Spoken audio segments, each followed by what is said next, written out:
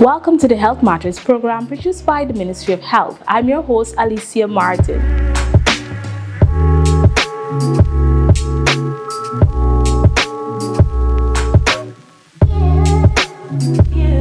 On March 24th, we observe World Tuberculosis Day under the theme, Yes, We Can End TB. Joining me today on the program are a few persons from the TB division. Let's begin with Dr. Jeetendra Mohanlall. Thank you for joining me on the program today, Dr. Mohanlall. Could we begin by you giving us an overview of the TB situation here in Guyana?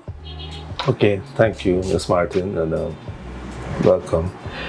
So we have actually made some strides over the years to reduce the incidence of TB. If you reflect back to 2012, when we actually rolled out all the TB services in the 10 regions, like for detection and treatment, and we utilized the DOT strategy, we actually had 92 per 100,000 in 2012. So over the years, we were able to reduce it, coming down to 53 per 100,000. And I must say that in so doing, we actually achieved two of the goals for the NTB strategy, and that is to reduce the incidence by at least 20% as against the 2015 target.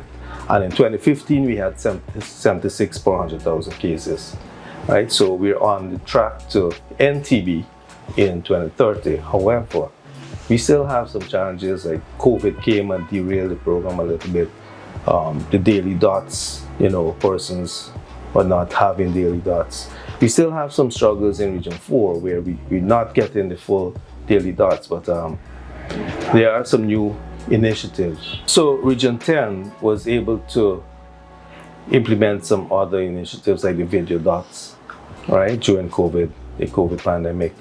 And they are doing very well. And as a region, they've taken the responsibility seriously to actually reduce the incidence of TB. So they're on track to end TB, because in 2011, they had 70 new cases. I'm happy that I have this opportunity to share actually what we are doing in the region, and that is Region 10. And actually, I am the TB field supervisor there. And we have a program where we call the DOTS program. The DOTS program is the program that was placed there in order to help patients, to help them to complete their treatment, not only complete their treatment, also to help them to understand the treatment, understand when it's time to come to the clinic, understand when it's time for them to do the actually clinic investigation, right? We have 3 tests that we normally offer. We have the tuberculosis skin test, we have also the sputum test, and we also have the chest X-ray that is being done at the clinic to help persons and also to diagnose tuberculosis. The way how we would have sell the services, that help the patient to have a clear understanding, and in terms of the response, it's excellent because we are well trained, we are professionals. So when somebody is being diagnosed with tuberculosis, we have the first interview whereby you're able to explain to them the duration of the treatment, you're able to explain to them what to look out for, what is to expect. So because of that, remember, for some information, the way how you sell your product, we're able to get an excellent response from the patient.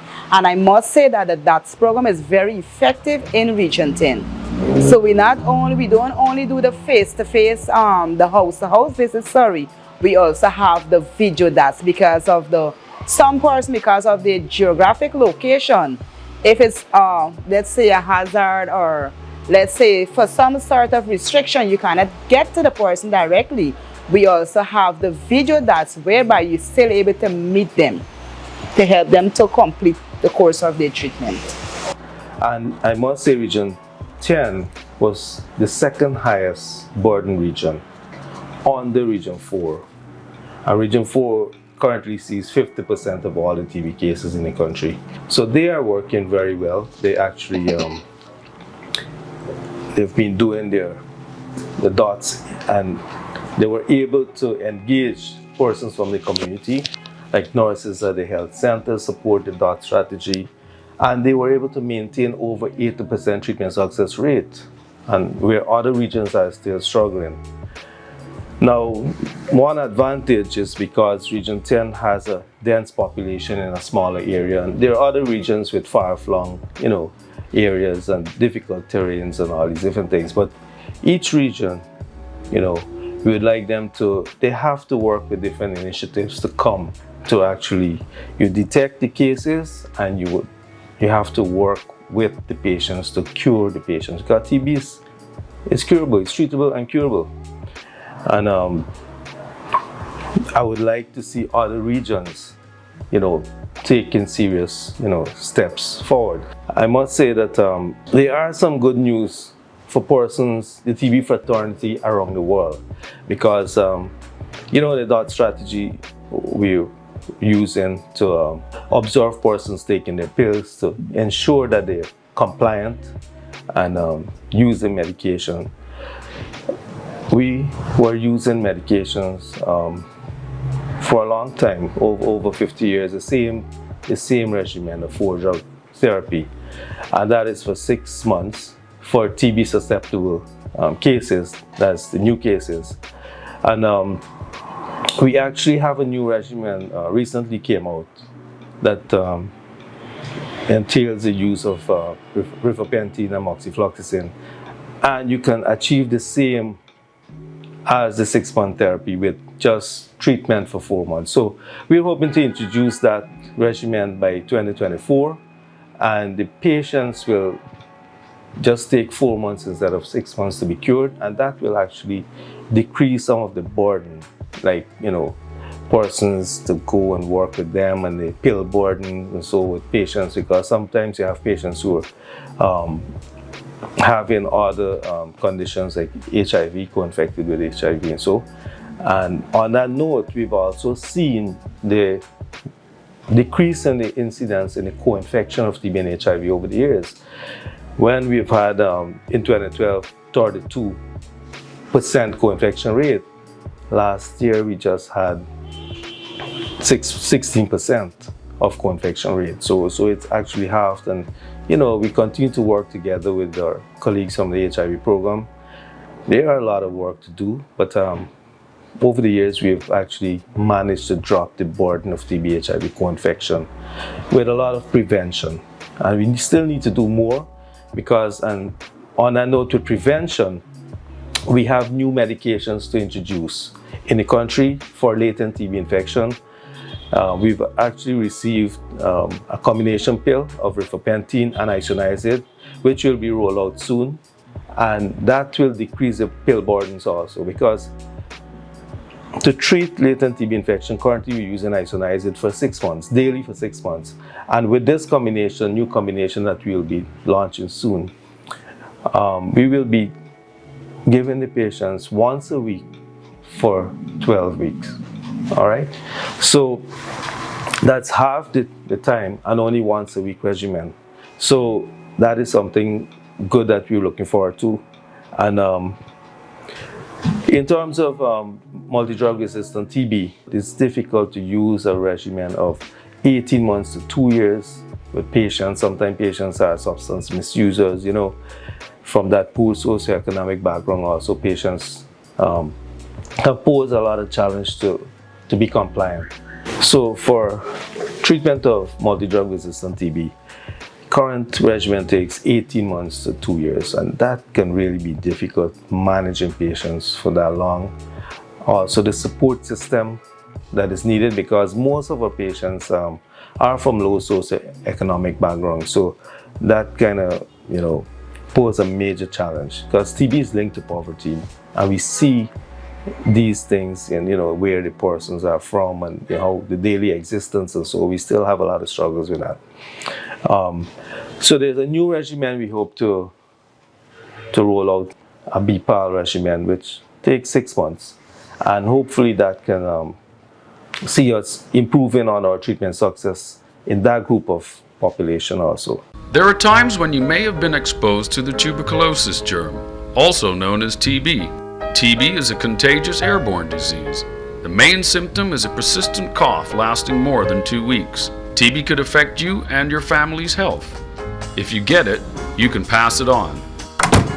The good news is, TB is preventable, treatable, and curable.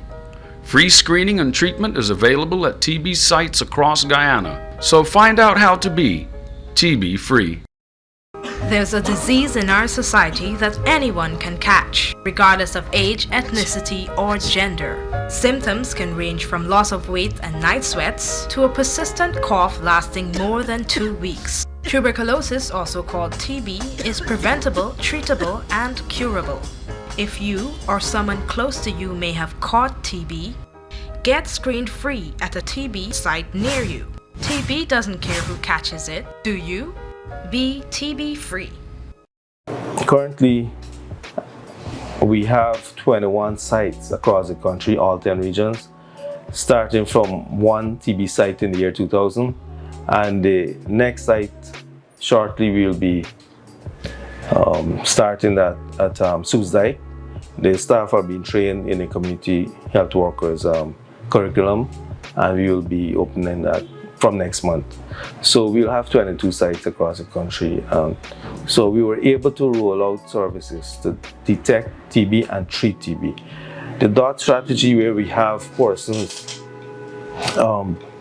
trained to observe persons taking the pills, and so we are looking at training the temporary staff. We got, mandate from minister to utilize these persons also, and they can help us in the regions where you have, the far-flung areas where you don't have the outreach workers, and they can give support.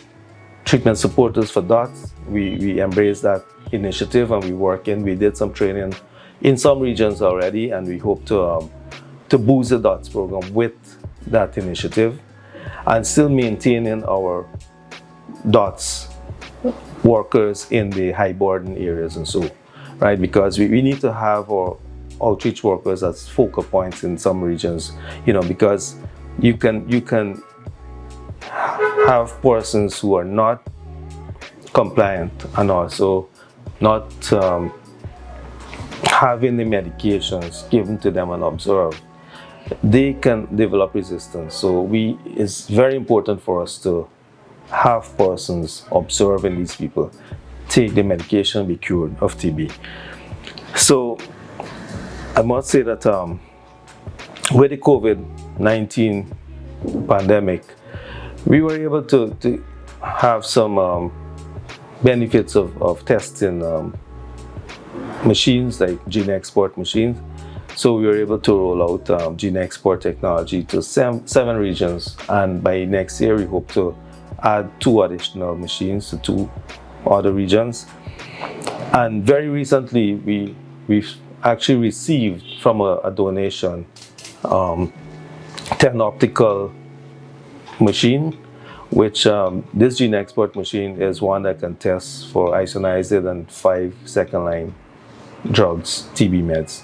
So this is a boost for us for diagnosing drug-resistant cases, and we've started to use it, and these are big pluses for the program with using the new technology, where you can get a test in actually two hours, right? A TB test.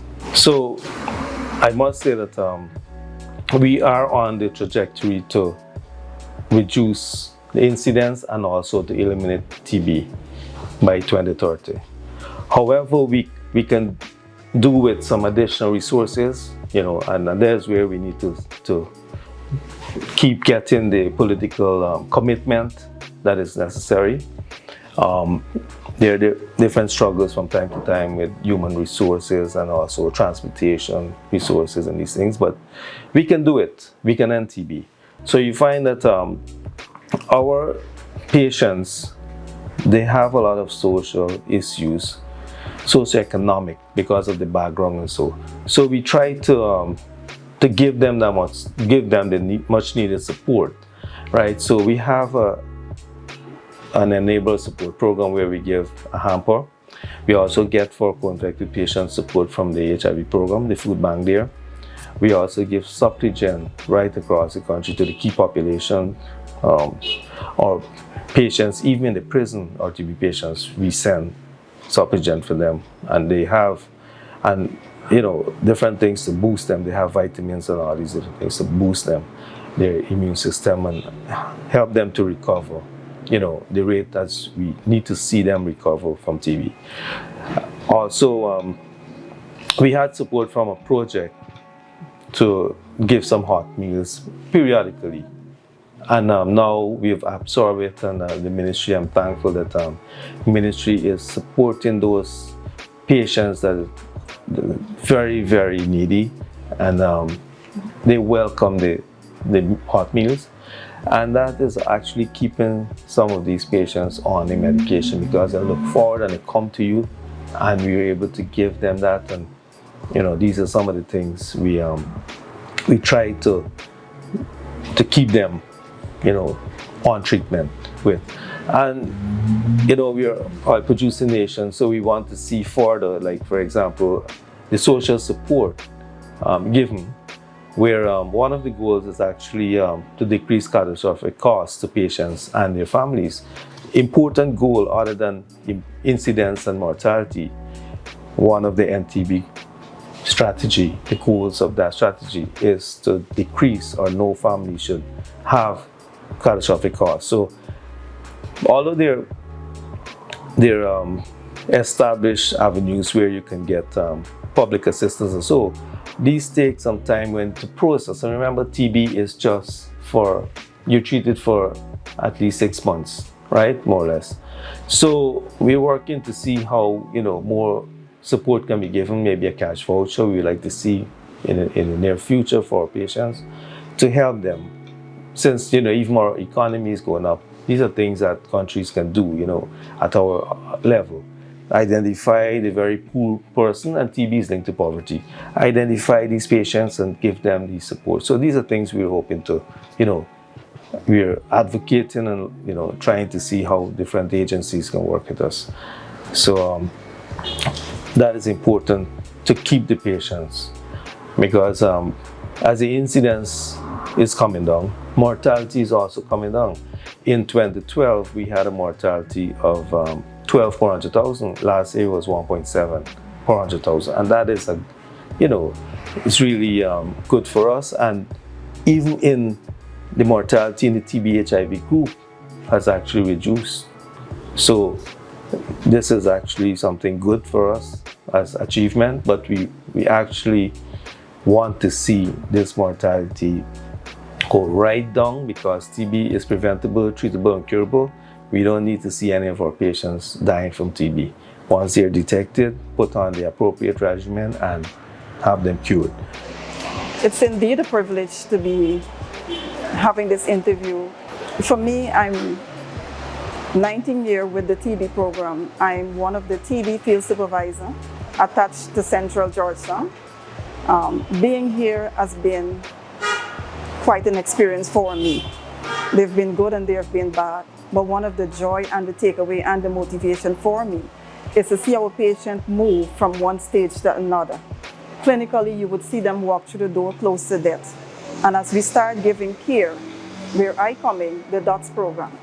DOTS simply stands for Directly Observed Treatment Short Course. That's where we see our patient take their medication daily. The DOTS program also is one of the most effective strategies that is being used in the TB program. DOTS has a holistic approach. We have the steps that we walk our patient through. The first step would be as they come to us, and the first services we provide for our patient is that we would have the interviewers to find out the reason why they're here. And as we interview them, we will know if it's a contact, if it's a new patient, if it's a referral, whatever category of patient we're dealing with.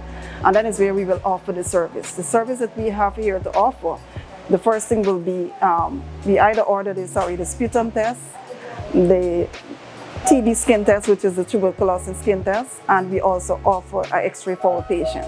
When that is being done, then this is where our physician come in, where they would examine the results and determine what category of patient we are dealing with.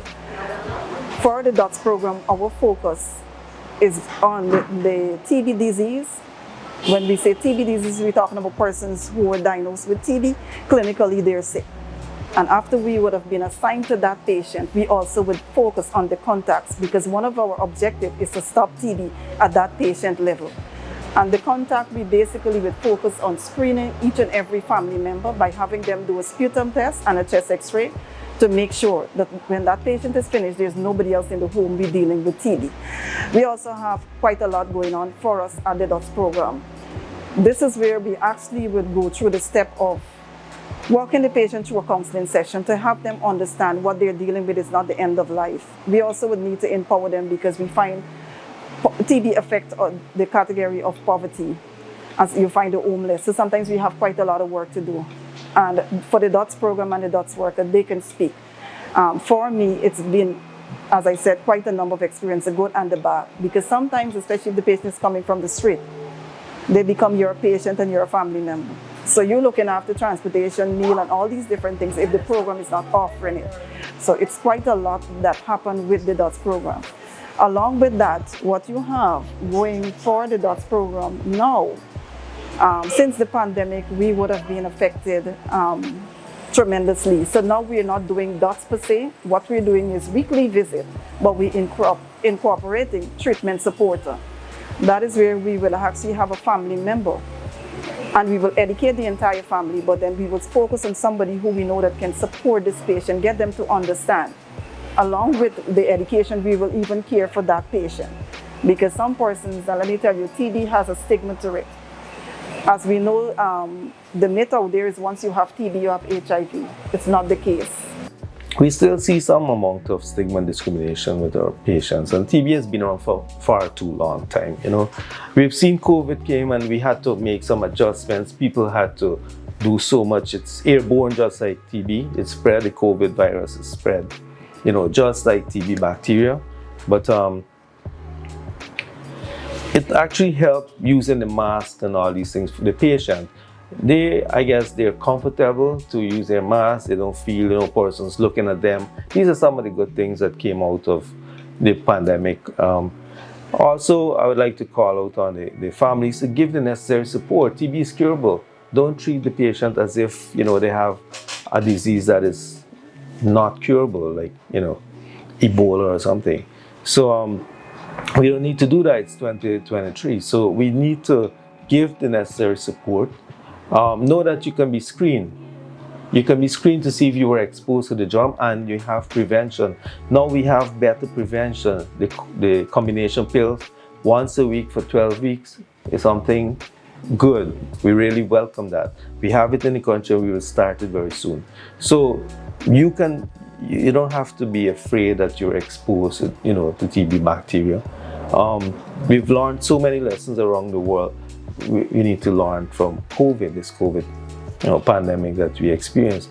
And you know, persons should, you know, try not to stigmatize TB patients and give them all the necessary support. TB has been around for far too long. So we really need to have everybody on board so that we can realize the NTB strategy and end TB in our country and globally. So yes, we can end TB, and together we can make the difference. So let's all work together to end TB in Guyana. Thank you. Thanks for staying tuned with us. I'm your host, Alicia Martin, saying goodbye for now.